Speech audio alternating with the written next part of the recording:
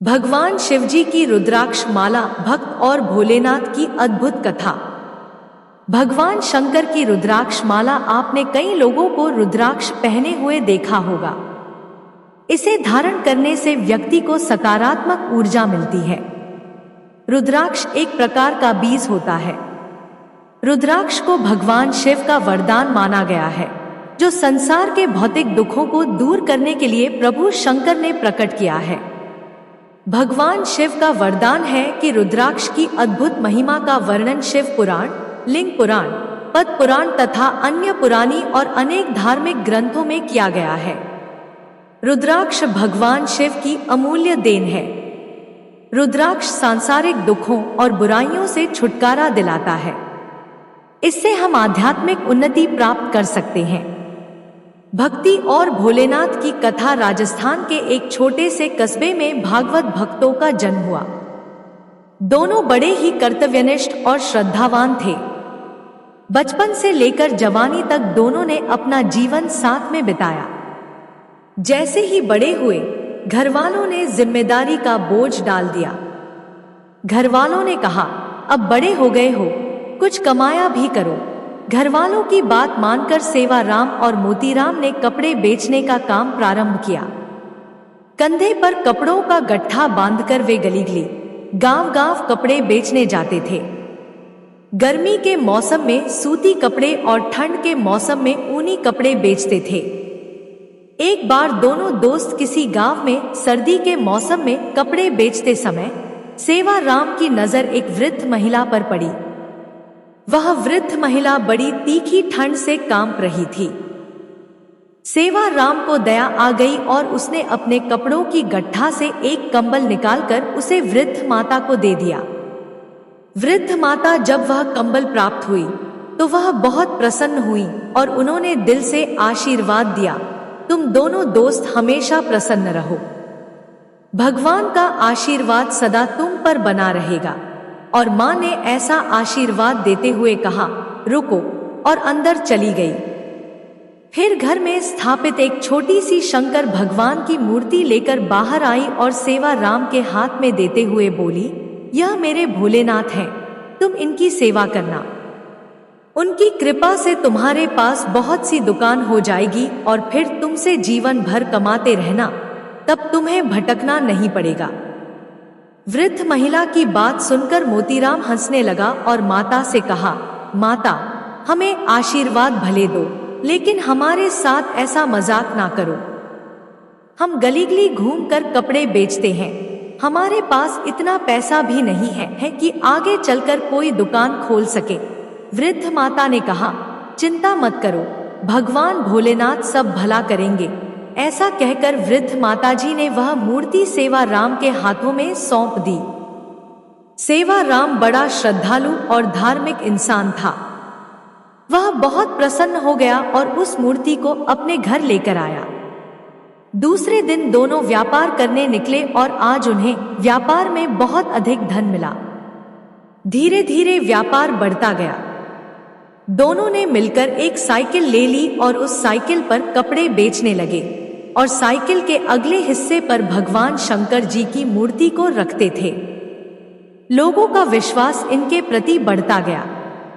उन्होंने अपना व्यापार और बढ़ाया और एक दुकान खोल ली।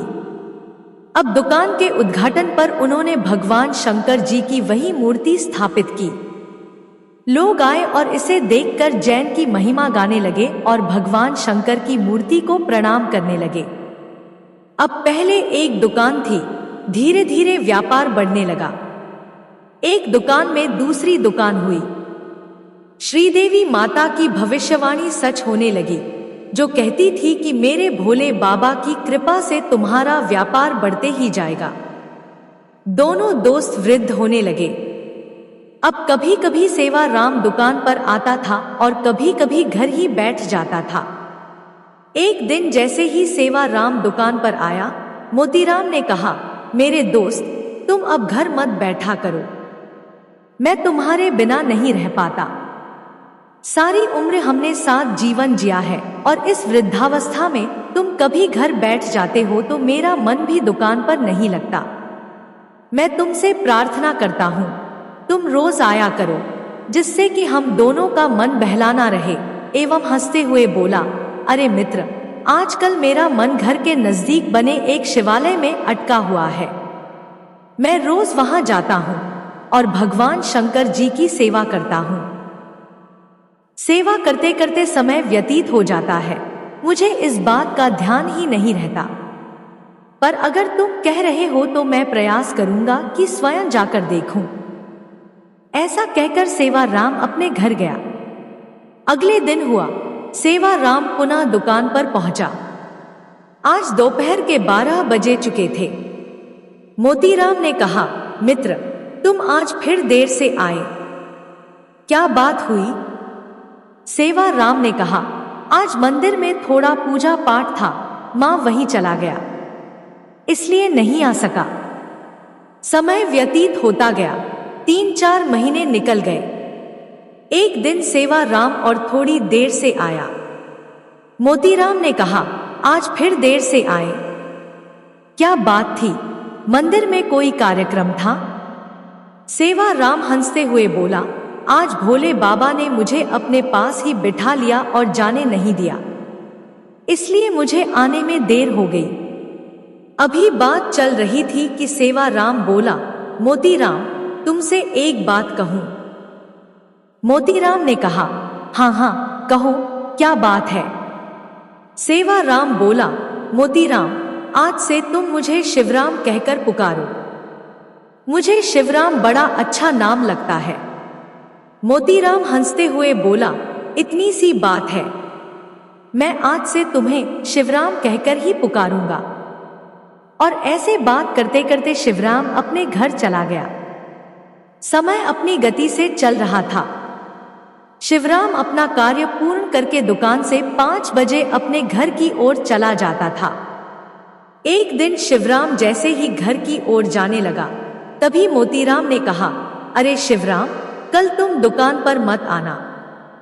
मैं कल सुबह तुम्हारे घर पर ही अपनी पुत्री की शादी का कार्ड देने आऊंगा, तो मैं तुमसे घर पर ही मिलूंगा। तुम कल घर पर रहना, कहानी सुनने मत आना। शिवराम ने कहा, ठीक है, मैं कल तुम्हारा अपने स्थान पर इंतजार करूंगा। ऐसा कहकर शिवराम चला गया। मोतीराम उठा और आज अपने दोस्त के घर जाना था, तो बड़े ढंग से तैयारी करने लगा। समाज लिया, अपने दोस्त के लिए मिठाई ली और अपने दोस्त को जो समाज खाने में पसंद था वह बाजार से लेकर दोस्त के घर की ओर चल पड़ा। मां में खुशी इतनी थी कि मैं अपने सच्चे दोस्त को अपनी कन्या की शादी का निमंत्रण देने जा रहा हूं। मार्ग में जो मिलता उसे कहता, आज मैं अपने दोस्त के घर जा रहा हूं, आज मैं अपनी शाखा के घर जा रहा हूं। और ऐसी खुशी में फूलता हुआ वह सेवाराम के घर पहुंचा। जैसे ही घर के अंदर गया, उसने सबसे पहले सेवाराम के पोते को अपनी गोद में उठा लिया और उसे प्यार से सहलाते हुए पूछने लगा, बेटा, दादा को बताना मत कि मैं आया हूं। हम दोनों मिलकर उसे अचंभित कर देंगे। तभी वह दोनों थोड़े और अंदर गए। जैसे ही अंदर गया, उसने सेवाराम की धर्मपत्नी को चक्की चलाते हुए देखा। प्रणाम करके पूछा, भाभी जी कैसी हो और भैया कैसे हैं? जब मोतीराम ने भाभी जी से सवाल किया तो सेवाराम की पत्नी की आंखों में आंसू आने लगे। मोतीराम बोला, मैंने कुछ गलत पूछा है। पतिव्रता ने कहा, आप क्या पूछते हो? आपसे कौन सी बात छुपी हुई है? आप तो सब कुछ जानते हो। आपको पता है 6 महीने पहले ही सेवाराम जी का स्वर्गवास हो गया है। उसके बाद भी आप मुझे ऐसा दुख देने वाला सवाल पूछते हो कि सेवाराम कैसे हैं? तो बताओ, मैं तुम्हें इसका क्या जवाब दूं? मोतीराम ने जब सेवाराम के स्वर्गवास की सच्चाई जानी तो उसके मन को बड़ा धक्का लगा। वह अपने आप को संभालते हुए बोला, भाभी जी, आप ऐसा कहती हो? सेवाराम जी तो रोज मेरी दुकान पर 12 बजे आते हैं और 5 बजे चले जाते हैं। भाभी जी ने कहा, भाई जी, अब कैसी मजाक करते हो? 6 महीने पूर्व मेरे पति का स्वर्गवास हुआ था। तब आप ही तो उनके क्रियाकर्म की सारी विधि करने आए थे और आप ही तो हर महीने आकर हमारे घर का खर्च देकर जाते हैं। उसके बाद भी आप ऐसे सवाल कर रहे हैं। मोतीराम ने भाभी के मुंह से ऐसी बातें सुनकर कहा, मैं तुझे महीने से कभी यहाँ आया ही नहीं और सेवाराम तो रोज मेरी दुकान पर आते हैं, तो यह कैसा आडंबर है। ऐसा सोच ही रहा था कि उसे सेवाराम की बात याद आ गई। सेवाराम ने कहा था, अरे मोतीराम, मैं व्यापार के लिए दुकान पर आऊं, पर मेरे भोले बाबा जरूर आकर मेरी दुकान संभालेंगे। इस बात को सोचकर मोतीराम जल्दी से सेवाराम के घर से उठा और भागते हुए अपनी दुकान की ओर आया। जैसे ही दुकान की ओर आया तो देखा कि आज दुकान पर सेवाराम नहीं है। उसके सामने वह चित्र चलने लगा कि सेवाराम मेरी दुकान पर आया और 6 महीने पहले चला गया। अब से मेरा नाम सेवाराम नहीं, मैं शिवराम हूँ। मोतीराम समझ गया कि वह और कोई नहीं, सेवाराम के प्रिय भगवान शंकर ही हैं, जो शिवराम के रूप में मेरे पास आते थे और मेरे खाने पर दुकान का कार्य भी संभालते थे। और मैं कैसा नादान, भगवान की माया से भ्रमित हुआ। अपने दोस्त को कभी प्रेम से दांत देता था और वह शंकर भगवान हंसते हंसते मेरी दांत भी सुन लेते थे। मन में यह चिंतन चल रहा था और सोने लगा कि मैं अभी जाकर भगवान के दर्शन करता हूँ। ऐसा सोचकर वह अपनी कार्यालय में गया। उसे लगा कि आज भगवान बैठे होंगे। जैसे ही अंदर गया, वहां भगवान अंतर ध्यान हो चुके थे और शिवराम की जगह भगवान शंकर जी की रुद्राक्ष की माला उसके गले पर पड़ी थी। उसने माला को उठाकर प्रणाम किया और बोला, मुझे बड़ा अपराध हुआ है। शंकर भगवान मेरे पास आते थे पर मैं उन्हें पहचान नहीं पाया। उसने बड़ा जोर जोर से रुद्राक्ष की माला को उठाया और मन में निश्चय कर लिया कि भगवान शंकर का जो प्रसाद मुझे रुद्राक्ष के माला के रूप में मिला है, इसे मैं एक जगह स्थापित कर भगवान शंकर जी का मंदिर घर बनाऊंगा।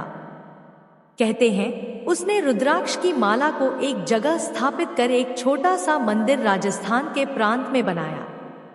आजादी के पूर्व तक वह पूजा चलती रही। लोग आते थे, पूजा करते थे। कहते हैं एक दिन एक जिद्दी अंग्रेज उस मंदिर के बाहर से गुजर रहा था।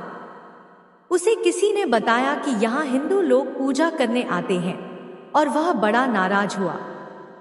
अंदर गया और पूछने लगा, किसकी पूजा होती है? किसी ने कहा, यहाँ रुद्राक्ष की माला है जो भगवान शंकर के गले से गिर गई थी, इसे ही स्थापित करके पूजा की जाती है। वह बड़ा जिद्दी था। उसने वहां से वह माला हटवा दी और कहा, मैं इसे जल दूंगा। और एक चौक के बीच में अग्नि जलाकर उसने उस माला को उसमें डाल दिया। पर भगवान का चमत्कार हुआ, वह माला जल नहीं पाई। आज बड़े वेग से जलती रही, पर उसे माला को रात भर भी नुकसान नहीं हुआ।